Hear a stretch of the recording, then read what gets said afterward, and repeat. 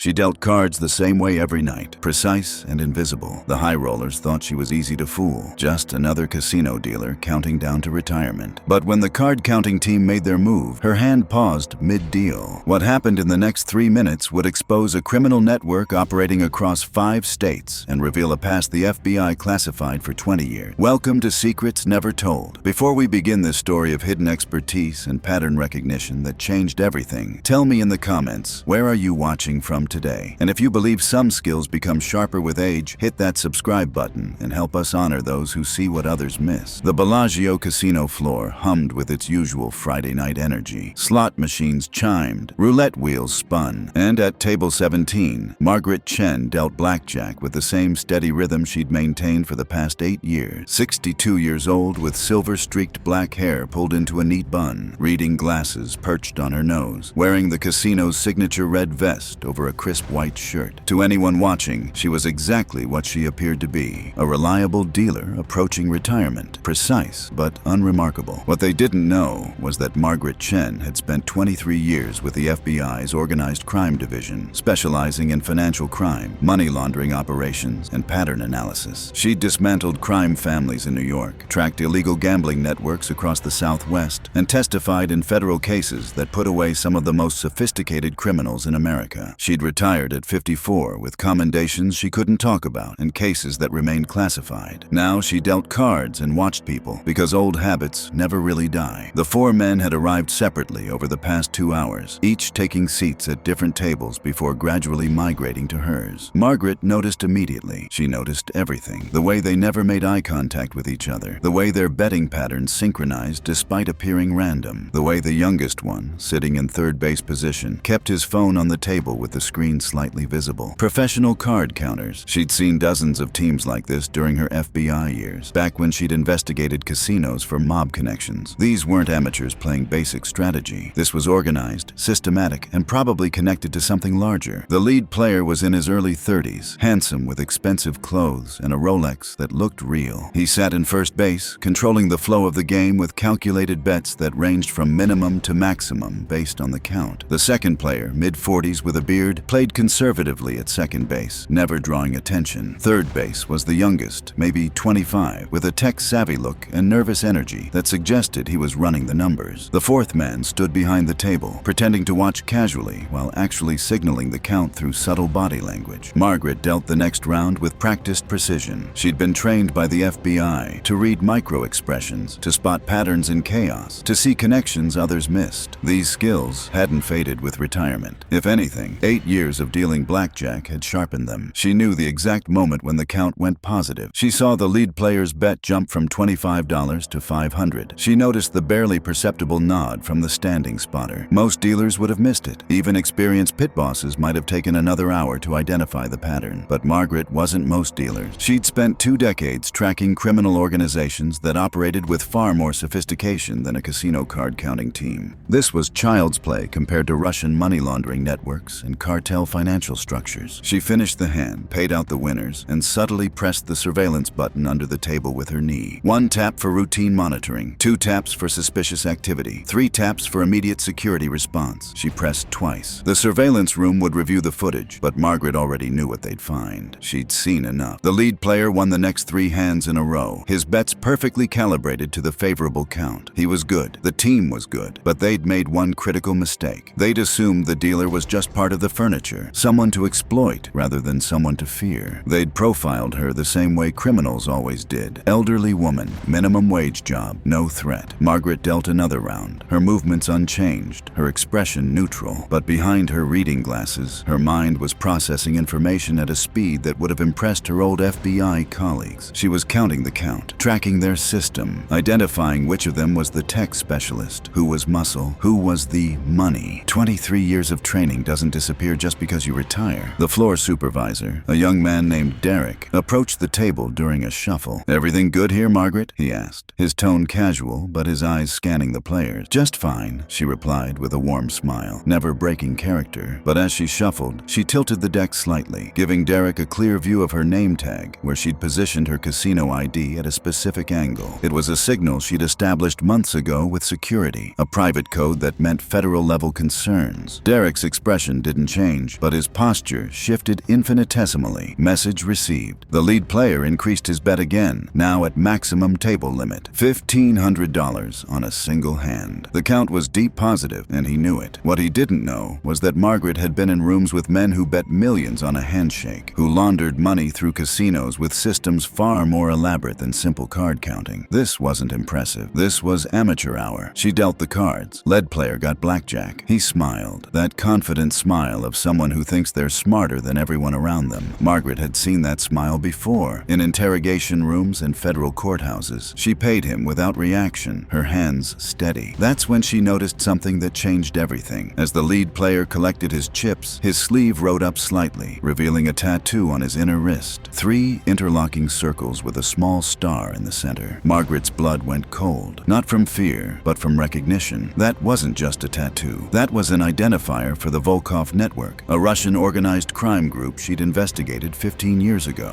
A group that used casinos for money laundering, that ran operations across multiple states, that had connections to violent crimes the FBI had never fully unraveled. This wasn't just card counting. This was something bigger. Margaret's mind raced back to 2009, to a warehouse in Brooklyn where she'd stood over crime scene photos that still haunted her dream. The Volkov network didn't just move money. They trafficked people, ran protection rackets, and eliminated competition with brutal efficiency. She'd spent 6 months embedded in their financial operations, tracking cash flows through a dozen legitimate businesses. The case had ended with 12 arrests, but the leadership had vanished. The tattoo was their calling card, a mark only full members received after proving their loyalty through actions Margaret didn't want to remember. She finished the hand and signaled for a break, her movement smooth and routine. As she stepped away from the table, she caught Derek's eye and gave him a look that in her FBI days had meant immediate escalation. He understood instantly, speaking quietly into his radio. In the surveillance room above the casino floor, 3 monitors focused on table 17. The security team reviewed the footage Margaret's signal had flagged, tracking the 4 men's movements, their betting pattern, their coordination. But they were looking for card counting. They weren't looking for what Margaret had seen. They didn't have her background, her training, her memory of cases most people would never know existed. Margaret walked to the employee break room, pulled out her phone, and did something she hadn't done in 8 years. She called her former partner at the FBI. Special Agent James Rodriguez answered on the second ring. "Margaret, is everything okay? I need you to run a tattoo through the database," she said, her voice calm but urgent. 3 interlocking circles, small star center. Subject is at the Bellagio, currently running a card-counting operation, but I think it's cover for something bigger. Possible Volkov network connection. There was a pause. Then Rodriguez's voice changed. All business. Volkov? Margaret, that case was closed years ago. Most of them are dead or in prison. Not all of them, Margaret replied. And this tattoo matches the one we saw in the Brooklyn operation. Same placement, same design. James, I spent 6 months studying this organization. I know what I'm looking at. I'm pulling up the files now, Rodriguez said, keyboard clicking in the background. Margaret, if this is Volkov, we're not talking about card counting. Intelligence suggests they've been rebuilding their Southwest operations through casino fronts. Legal gambling is cover for moving dirty money. If you've identified active members, this could break open a case that's been cold for a decade. How fast can you get a team here? Margaret asked. I'm in the Las Vegas field office. I can have agents at the Bellagio in 20 minutes. Can you keep them at the table? I've been dealing cards for 8 years, Margaret said. I can keep them there as long as you need. Margaret, Rodriguez's voice softened slightly. You sure you want back in, even just for this? She thought about the question for exactly 3 seconds. Thought about the victims she'd seen in those case files. Thought about the families destroyed by organizations like Volkov. Thought about whether retirement meant forgetting or simply waiting for the right moment. I'm sure, she said. She returned to the table, her demeanor unchanged. The 4 men were still there, their confidence growing with each winning hand. They had no idea that the woman shuffling their cards had just activated a federal investigation. They saw a dealer. She saw targets. The lead player looked up as she returned. Welcome back, sweetheart. Ready to deal us some more winners? Margaret smiled politely. That's what I'm here for. What he didn't know was that in 18 minutes, the casino would be surrounded by FBI agents. In an hour, federal warrants would be issued. And by morning, this simple card-counting team would be revealed as the operational arm of a criminal network that had evaded law enforcement for over a decade. But first, Margaret had to keep them at the table. And if there was one thing 23 years with the FBI had taught her, it was patience. She dealt the next hand with the same steady rhythm, her eyes tracking every movement, every signal, every tell. The cards fell, the chips moved, and somewhere in the surveillance conference room above. Federal agents were already coordinating with casino security. The minutes stretched. Margaret kept dealing, kept smiling, kept playing the role of the invisible dealer, but she was also counting down. 17 minutes, 16, 15. The youngest player, the one at third base, shifted nervously. Margaret caught it immediately, a micro expression of stress that suggested he'd noticed something wrong. His eyes flicked toward the exits, then back to his phone. He was about to bolt. Margaret did something she hadn't done since her FBI days. She engaged him directly. "First time in Vegas?" she asked conversationally, her tone warm and grandmotherly. He looked up, startled.